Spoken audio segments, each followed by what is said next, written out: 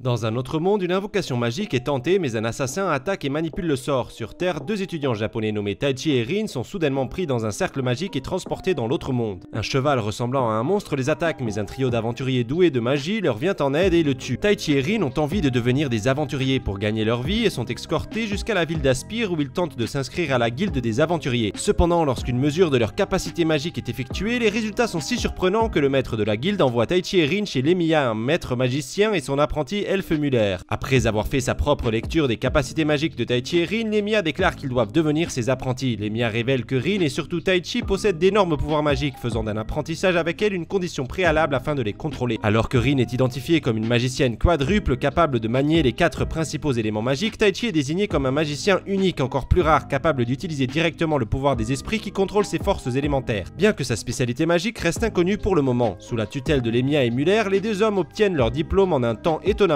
court et sont ensuite envoyés à Aspire pour devenir des aventuriers enregistrés. Mais pendant tout ce temps, Taichi continue d'entendre une voix fugace qui lui parle de temps en temps. Après avoir travaillé comme aventurier de bas rang pendant un certain temps, Taichi et Rin se voient confier une mission visant à découvrir la cause de la pénurie croissante de nourriture et d'autres produits de première nécessité à Aspire. Dans le bar qu'ils sont chargés d'inspecter, il s'avère que les clients ont simplement pris leur nourriture dans une caravane qui a déjà été attaquée. Mais sur le chemin de retour, Taichi et Rin sont attaqués par un trio de femmes assassines. En maîtrisant l'une d'entre elles et en mettant les autres en fuite, ils emmènent leur captive à la guilde où elle reçoit une offre pour sa liberté. Le lendemain, Muller les emmène à la campagne pour vérifier un retard de livraison de fruits lié à la pénurie économique. Ils finissent par combattre plusieurs monstres, mais ils commencent rapidement à soupçonner Cassim, l'un des producteurs de fruits qu'ils ont rencontré, d'être de mèche avec les véritables voleurs. Taichi, Rin et Muller trouvent et maîtrisent une bande de voyous qui ont fait un raid sur les vergers, puis ils font part de leurs soupçons à Cassim. Coincé, Cassim admet qu'il a orchestré les raids et lui et son partenaire Grammy attaquent les trois. Pour vaincre Taichi, Cassim invoque un élémentaire de givre et l'augmente avec sa magie du pacte cramoisi, le rendant virtuellement imbattable. Mais lorsqu'il menace de nuire Rin et Muller, un esprit du vent appelé Aerial, dont la voix ne cesse de s'adresser à lui, propose à Taichi de lui prêter son pouvoir, ce qu'il accepte. Ses capacités ayant été considérablement renforcées par Aerial, Taichi détruit l'élémentaire et coupe le bras de Cassim, tandis que lui et Grammy s'échappent, mais la puissance qu'il dépense l'épuise et il tombe dans l'inconscience. Dans la scène suivante, une jeune femme commence à torturer quelqu'un pour obtenir des informations, tandis qu'un couple de jeunes magiciens jumeaux alimente en énergie magique un grand nombre de cosses dans une chambre souterraine. Taichi se retrouve dans la cabane de Lemia, où Rin et Muller l'ont emmené après son effondrement. Après avoir appris son combat contre les magiciens pourpres, Lemia identifie la spécialité de Taichi comme étant un invocateur capable de se lier aux esprits élémentaires et d'utiliser directement leur vaste pouvoir. En retournant à Aspire pour rejoindre Rin et Muller, Taichi rencontre Anastasia, l'assassin que lui et Rin ont capturé, maintenant membre de la guilde qui enquête sur la cause de la pénurie alimentaire. Faisant équipe, il s'infiltre dans un manoir de la ville soupçonné d'être le centre de cette opération et découvre un plan visant à libérer une armée de monstres améliorés par le pacte pourpre sur Aspire. Pendant ce temps, Rin et Muller sont attirés dans un piège par Cassim. Grammy, un autre homme mystérieux qui se présente comme le cerveau de l'invasion imminente, les défie. Rin et Muller retournent à la maison de guilde et répandent l'alarme sur l'incursion imminente. Taichi et Anastasia se frayent un chemin jusqu'à la cave du manoir où les magiciens jumeaux Miro et Mero lancent contre eux les gobelins améliorés par le cramoisi qu'ils ont élevés. Cependant, ils perdent rapidement le contrôle de leurs protégés, ce qui pousse Taichi à les sauver. Alors que l'aube arrive, les aventuriers d'Aspire rencontrent les envahisseurs monstres dont beaucoup sont améliorés par le crimson dans la bataille. De retour à l'exploration du manoir, Taichi laisse Anastasia derrière lui pour rejoindre le combat. Alors que la bataille fait rage et que l'homme mystérieux et Cassim l'observent, Anastasia est mise sous un charme hypnotique et s'égare sur le champ de bataille. À la surprise générale, le combat est rejoint par un dragon à 2 têtes qui sort des souterrains. Alors que Taichi se prépare à affronter le monstre, Anastasia apparaît à ses côtés et est mortellement blessée par le souffle du dragon. Alors qu'elle meurt dans ses bras, Taichi, furieux, demande à Aerial plus de puissance, un souhait qui scelle officiellement le pacte entre lui en tant qu'invocateur et Aerial en tant qu'esprit lié, et qui renforce également la détermination de Taichi à sauver tous ceux qui lui sont chers. Face au dragon, Taichi le bat à terre, après quoi le dragon se retire, mais non sans lui donner un avertissement cryptique selon lequel une certaine personne souhaite utiliser le pouvoir de Taichi pour contrôler le destin de ce monde. Après la bataille, Taichi, Rin, Lemia et Muller reçoivent une convocation à Wenefix, la capitale d'Eristein, le royaume où se trouve Aspire, pour aider le roi Gilmar à réprimer la rébellion fomentée par son jeune frère, le duc d'Orsteim. En rencontrant le roi, Lemia le soupçonne d'être responsable du déplacement de Taichi et Rin dans ce monde, ce que Gilmar confirme. Sa fille, la princesse Charlotte, a effectué l'invocation sur l'ordre de son père, mais à son grand regret, elle est incapable de ramener Taichi et Rin sur Terre. Alors que Taichi et Rin doivent faire face à la perspective de devoir combattre et peut-être tuer des êtres humains, l'homme mystérieux d'Aspire se révèle être Laudra, le bras droit du roi. En apprenant l'arrivée de Taichi et Rin, dont les prouesses en Aspire les ont rendus quasi légendaires, le duc d'Orsteim décide d'accélérer son plan pour s'emparer du trône. Un assassin est envoyé pour les éliminer, mais Taichi et ses amis remarquent sa présence et préparent une embuscade déjouant la tentative d'assassinat. Le lendemain, le marquis Nilgan, l'un des alliés de Dorsteim, mène la première attaque avec une force étonnamment réduite, mais leur plan est dévoilé lorsqu'ils utilisent utilise de puissants anneaux magiques pour bombarder les défenseurs royaux d'attaque à distance. En combinant leurs pouvoirs, Taichi, Rin, Aerial et les magiciens de la cour éliminent les attaquants avec un éclair qui les laisse tous paralysés, épargnant ainsi leur vie. Nilgan est assassiné par Inimicus, le conseiller de Dorsteim, pour son échec. Dans une scène post-crédit, Cassim et Grammy, qui se sont infiltrés dans la capitale, prévoient d'attirer Taichi dans un piège pour régler les comptes entre lui et Cassim. Alors qu'ils cherchent un remède pour l'estomac après avoir trop mangé lors de la fête de la victoire, Taichi est rencontré par Cassim, qui le contraint à un duel. Pour égaliser les chances et déterminer lequel des deux est le plus doué, Cassim utilise une effigie magique qui lui a été donnée par l'Odra pour bloquer l'essentiel des pouvoirs de Taichi. Se souvenant de l'entraînement de l'Emiya, Taichi bat son adversaire, mais à la surprise générale, un esprit sombre émerge de l'effigie pour tuer Taichi. Travaillant ensemble, Taichi, Cassim et Grammy détruisent l'effigie, restaurant le pouvoir de Taichi et lui permettant de bannir l'esprit. Taichi se sépare de Cassim et Grammy, qui ont acquis un respect réticent pour lui, mais cet affrontement était conforme au plan de l'Odra et de sa mystérieuse maîtresse Lady Shade. Dorsteim déclare une guerre ouverte et des préparatifs hâtifs sont effectués pour rencontrer l'ennemi. La guerre pour la couronne commence et les deux armées s'affrontent sur le champ de bataille. Pendant que Rin, Emiya et Muller combattent aux côtés des soldats du roi, Taichi et Aerial s'infiltrent dans le camp de base de Dorsteim pour tenter de le convaincre de mettre fin à la rébellion de manière pacifique. Mais Iminicus, imprégné de magie noire et ivre de dévotion envers Lady Shade, déclenche un sort qui transforme les soldats des deux camps en berserk zombies qui menacent de massacrer tout le monde sur leur passage. Les deux armées opposées unissent leurs forces pour s'opposer aux berserkers, mais elles sont confrontées à une situation impossible. Prête à faire tout ce qu'il faut pour sauver ses amis, Taichi fait appel à toute la puissance d'Aerial. Reconnaissant la volonté de Taichi de se sacrifier, Aerial abandonne sa forme actuelle, se transformant en la reine des esprits du vent, Sylphide, et permettant à Taichi de briser le sort. Il combat ensuite Inimicus, transformé en démon par le pouvoir sombre qui est en lui, et le détruit, mais avant cela, Inimicus l'informe des intentions de Lady Shade et d'utiliser ses pouvoirs pour changer ce monde. La guerre civile terminée, Dorsteim est exécuté pour trahison, tandis que le groupe de Taichi est amplement récompensé pour ses services et retourne à Aspire en héros. Malgré le fait qu'Inimicus laisse présager un conflit futur, Taichi renforce sa détermination à utiliser ses pouvoirs pour protéger ses amis bien-aimés.